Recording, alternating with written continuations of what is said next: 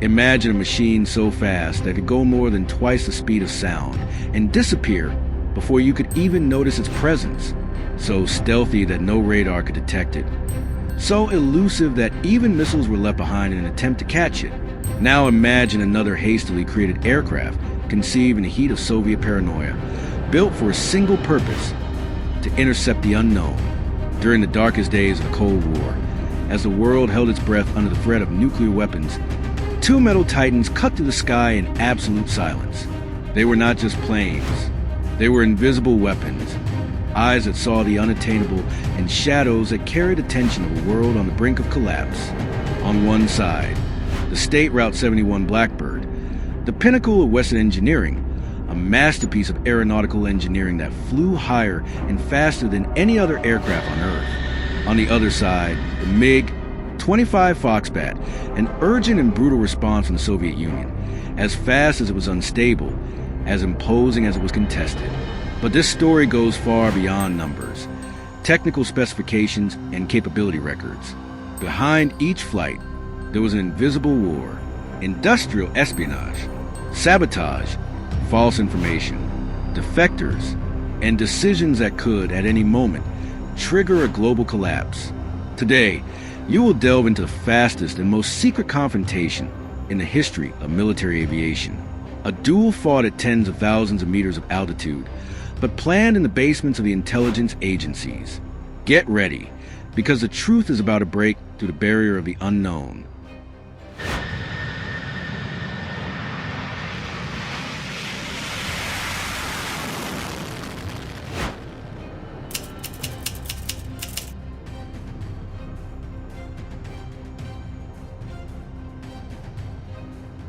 The late 1950s.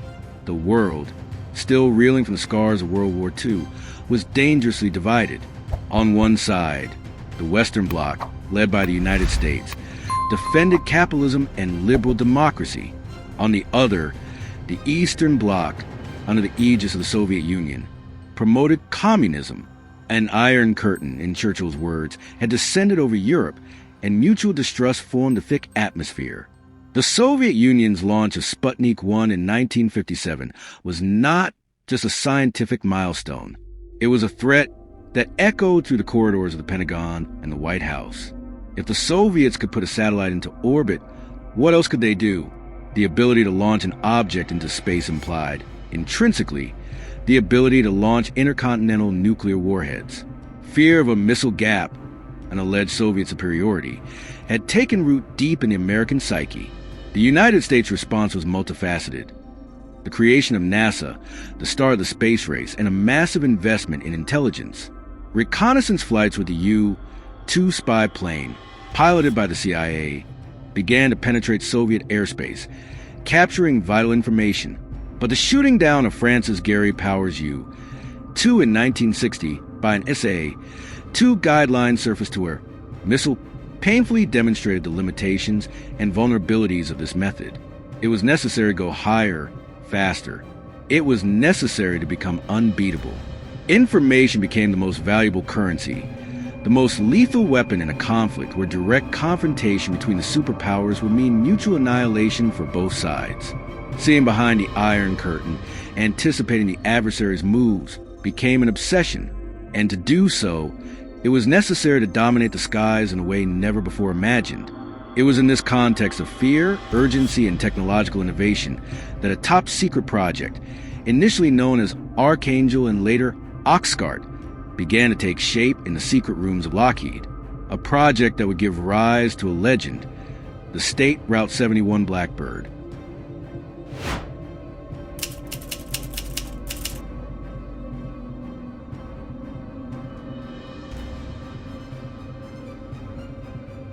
In the halls of the legendary Skunk Works, Lockheed's Advanced Design Division, led by the brilliant and visionary Clarence Kelly Johnson, the impossible was just a challenge to be overcome. The CIA's request was audacious: an aircraft capable of flying at more than Mach 3, 3 times the speed of sound, and altitudes exceeding 80,000 feet, about 24,000 meters, making it immune to the fighters and missiles of the time.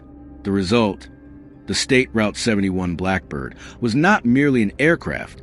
It was a composite of revolutionary engineering solutions to withstand the extreme temperatures generated by friction with the air at such high speeds, which could melt conventional aluminum structures. More than 90% of its structure was made of a special titanium alloy. The paradox? Much of this titanium was acquired through front companies and discrete operations from the Soviet Union itself, the main target of its future missions. Moscow, unbeknownst to it, was supplying the material for the weapon that would spy on it. In addition, the Pratt and Whitney J58 engines were a masterpiece in their own right. They operated like conventional turbojets at low speeds, but at high speed and altitudes, they transformed into turbo-ramjets with variable air intake cones that optimized flow to the engine, allowing the Blackbird to reach and sustain speeds in excess of Mach 3.2, over 3,500 kilometers per hour. The special fuel JP-7 had such a high ignition point that a bullet fired at it would not ignite it. A chemical system was required for ignition. Because of the thermal expansion of metals in flight, the Blackbird was built with panels that fit loosely to the ground, causing fuel to leak constantly while it was stationary. Only at speed, with the structure heated and expanded, did the seals become hermetically sealed. Its black fuselage, which gave its name, was not just for aesthetic reasons. The special paint helped dissipate heat and reduce its radar signature. Although it was not a stealth aircraft in the modern sense, its design incorporated shapes that made it difficult to detect. The state Route 71 carried no weapons. Its defense was its enormous speed and altitude. Its mission, to penetrate deep into hostile territory, activated high-resolution cameras and sensors, capable of photographing a license plate at 25,000 meters, and escape before any interceptor could even dream of reaching it. None of the more than 4,000 missiles fired at it throughout its operational career ever hit it. With each successful flyby, with each clear image of secret Soviet, Chinese, or North Korean bases, the expressions of concern on the faces of Warsaw Pact strategists grew deeper.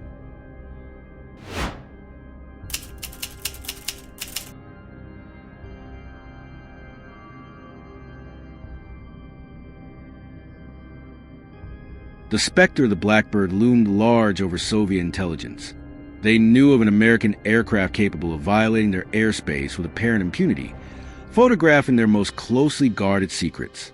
Radars detected fleeting trails at altitudes and speeds that defied credibility.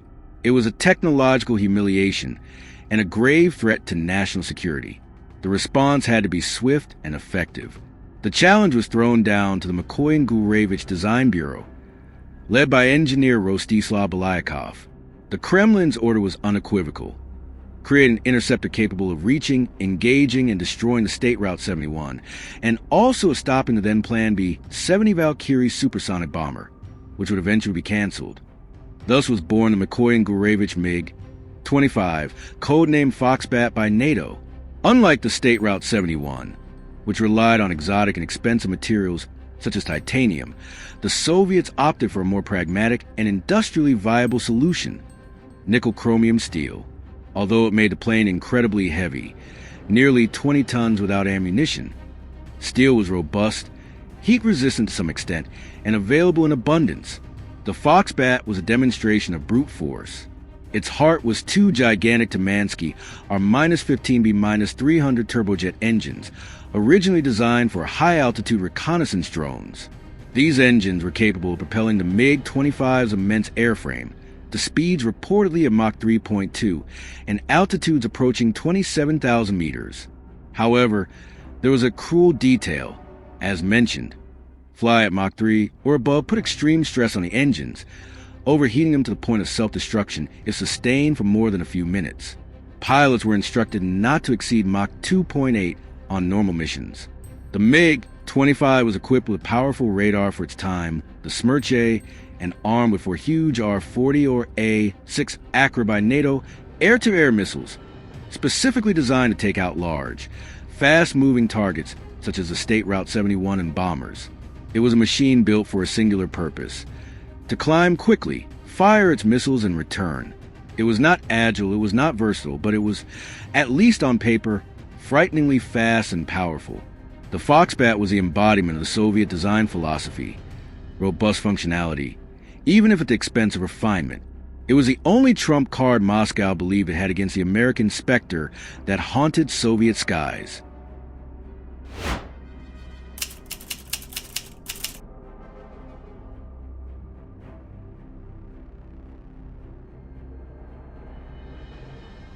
The 1970s saw the Middle East become a major theater of the Cold War. Regional conflicts, such as the 1973 Yom Kippur War, were golden opportunities for the superpowers to test equipment, tactics, and crucially, to gather intelligence. The State Route 71 Blackbird was used extensively over Israel, Egypt, and Syria, monitoring troop movements and weapons performance. In response to Blackbird's presence and to support its Arab allies, Moscow stationed a detachment of MiG-25 Foxbats at bases in Egypt and later Syria. These included reconnaissance MiG-25R and interceptor MiG-25P variants.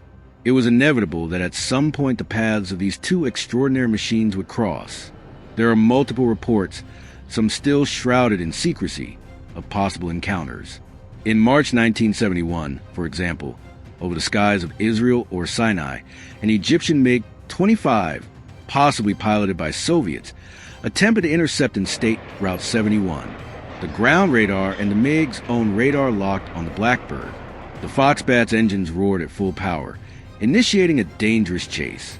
But the State Route 71, alerted by its electronic defense systems, did what it always did. Its pilot simply pushed the sticks forward and climbed. The Blackbird accelerated beyond Mach 3 and climbed to altitudes that the MiG-25 could not safely sustain. The Foxbat pilots, seeing their instruments flashing warnings of engine overheating and structural limits, were forced to give up the chase in frustration. In many of these encounters, the State Route 71 crew did not even register the interception attempt as a real threat. Such was their confidence in the superior performance of their aircraft. The direct duel with missile fire never actually materialized. The Blackbird was too fast, too high. The MiG-25, despite its power, remained a step behind, looking up.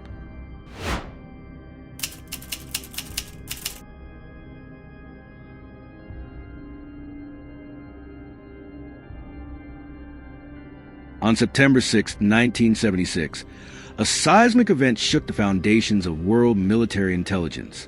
Lieutenant Viktor Ivanovich Belenko, a Soviet Air Defense Force pilot, dissatisfied with the regime and conditions of service, took off in his MiG-25P Foxbat from a base near Vladivostok and, instead of following his flight plan, diverted toward Japan, landing low on fuel at the civilian airport in Hakodate.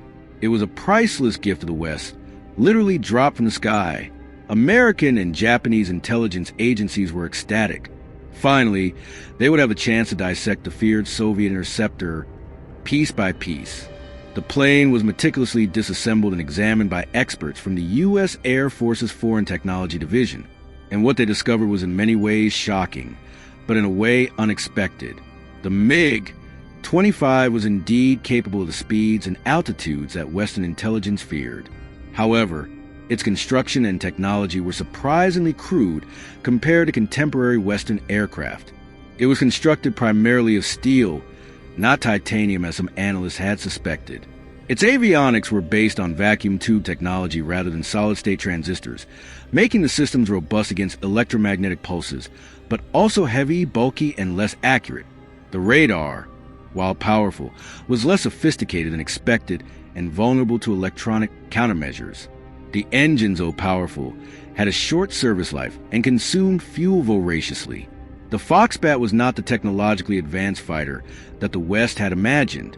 It was a manned missile, optimized for a single task, intercepting high-speed, high-altitude targets, with little regard for maneuverability or close-in combat. Analysis revealed that the Foxbat myth had overestimated its multi-role capabilities. For American planners, Belenko's defection was a monumental stroke of luck.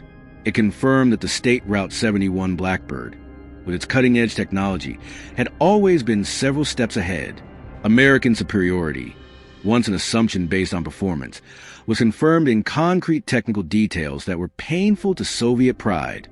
Belenko's escape was not just a defection. It was one of the greatest unintentional reverse engineering operations in aviation history, exposing the true capabilities and limitations of one of the most feared symbols of Soviet air power.